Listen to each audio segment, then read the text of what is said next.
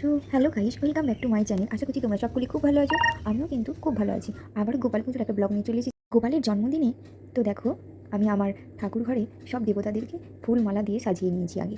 তো এখন পদ্ম ফুলটা আমি মা লক্ষ্মীর কাছে দিয়ে দিচ্ছি। এরকমভাবে সমস্ত সব ঠাকুরকে আমি সাজিয়ে নিয়েছি। আর আমার গোপুকে তোমরা একটু দেখে নাও, গোপুকে সুন্দর করে রজনীগন্ধার আর গোলাপের মালা দিয়ে একদম সাজিয়ে তুলেছি। গাঁদা ফুল, জবা ফুল, সমস্ত রকমের ফুল দিয়ে গোপুকে সুন্দর করে সাজিয়েছি। আর এখানে আমার রাধাকৃষ্ণও আছে, তো সেই জন্য রাধাকৃষ্ণ, গণেশ, আরও যেসব ঠাকুর আছে, তো সবাইকে সুন্দর করে আমি সাজিয়ে তুলেছি আমার ঠাকুর ঘরে। কারণ পুজোর দিনকে ঠাকুরগুলোকে সুন্দর করে সাজালে খুব দেখতেও ভালো লাগে। তো সেই জন্য সুন্দর করে সাজিয়ে তুলেছি। সেইভাবে তো অন্য অন্য দিন সব দিন তো হয়ে ওঠে না। তো কেমন লাগছে তোমরা একটু কমেন্টে জানাবে কিন্তু। আর গোপালের জন্মদিনে আমি অনেক কিছু গোপালকে ভোগ নিবেদন করেছিলাম।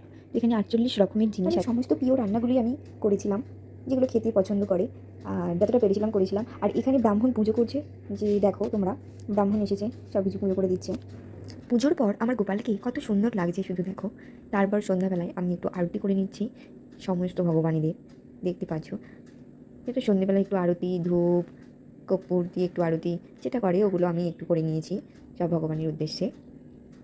আর তারপর আমার গপুকে নিয়ে খুব সুন্দর দুটো ছবি তুলে নিয়েছিলাম। আর তারপর সন্ধ্যাবেলায় আমার বাড়িরই ছোটো ছোটো দেওর আর ননদদেরকে নিমন্ত্রণ করেছিলাম বাড়িতে খাওয়ার জন্য। তো সেই জন্যই রান্নাবান্না চলছে।